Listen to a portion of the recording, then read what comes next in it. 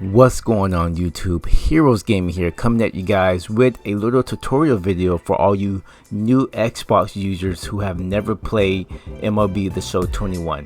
Today we're going to be going over directional hitting, zone hitting, guest pitching, fielding, base running, and just general settings to help you guys get accustomed to MLB The Show 21.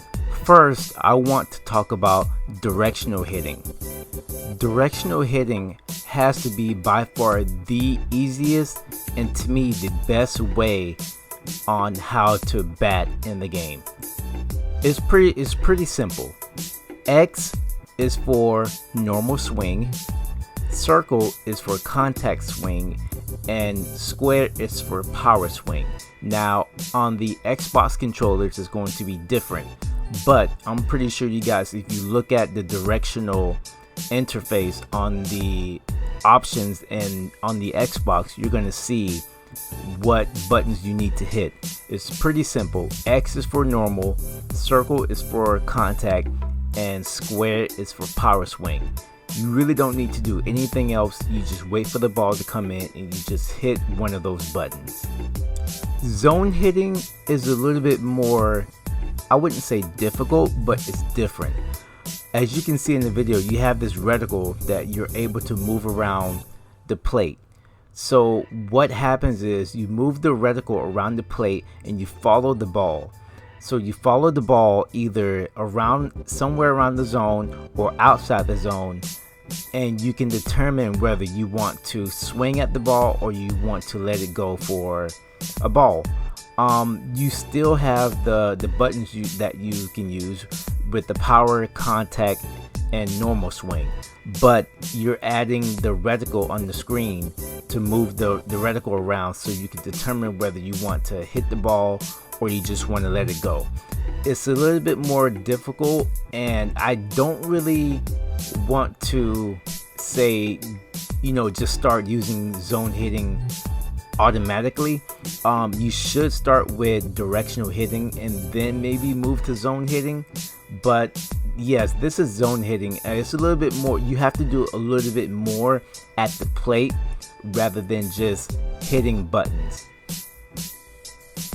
Guest pitching is a feature I no longer use, but it's still satisfying to use if you guess the pitch and location correctly. So basically what guest pitching is you move your left trigger around the plate, and when you do that, as you can see, it highlights wherever you move it.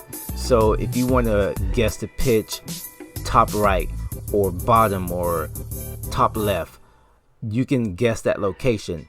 But if you guess a location and then you hit one of the pitch buttons, as let's say X for fastball, so I moved the left trigger down and then I hit X. So if the pitcher is going to throw a fastball down, then the pitch location is going to show up as soon as the pitcher starts his pitch.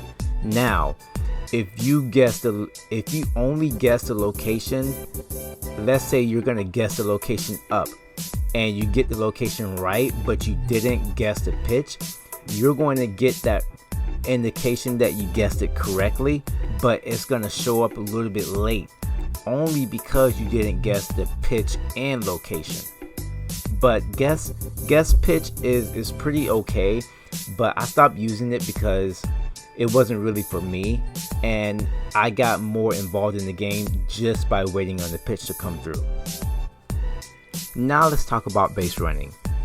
Base running interface on Classic is the easiest way to go around the bases, whether you're using Road to the Show, Diamond Dynasty, or Play Now. It is simple, it is easy. You just use the right and left triggers to go around the bases, whether you're trying to steal a base, advance a base, or go back to the previous base. Using default is a little bit more difficult, especially when you're playing Diamond Dynasty and you're trying to control multiple runners. I find myself getting caught stealing or getting thrown out at the base. So Classic is the easiest way to get around the bases. Fielding can be pretty simple if you're using buttons. I prefer using buttons because all I have to do is press whichever button, whichever base I want to throw the ball to, and it just goes there. Button accuracy is a little bit more intense and difficult.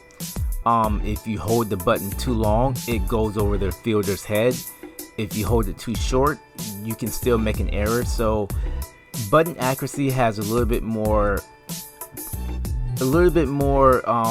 room for error rather than buttons. So I prefer buttons over button accuracy any day. I've never used pure analog, so I can't really give you much information about that, only that you use the right stick. But I really prefer using buttons to start out. But button accuracy, you can use it, you can try it out and see if you like it or not. Now on to the general tab. Fielding aids is something new. Route to ball indicator, it pretty much puts something on the field that lets you know, hey, you should run this way if you want to get a better track on the ball. It's not really necessary to use it, but if you're an Xbox user and you're new to MLB The Show, then you can put it on and try it, but you really don't need it on. That's pretty much it for the general tab. Strike zone, hot zones, you always want to have those on so you can get a good clear example of the hot zones and the zones around the area where you're trying to hit the ball. Going over to general advanced, you want to go down to umpire accuracy and turn that on perfect.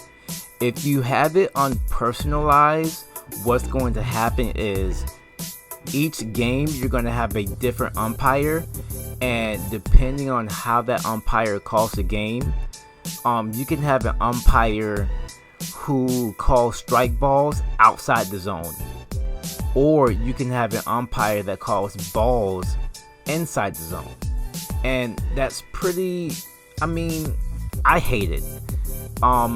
If you put it on perfect, strikes would be strikes, balls would be balls.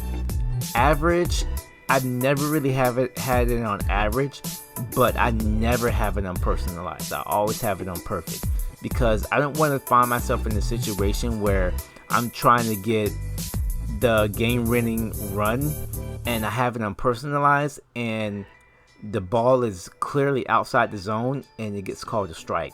I don't want to put myself in that position, so I always have it on perfect where balls are balls and strikes are strikes. Alright guys, that is going to be it for the video.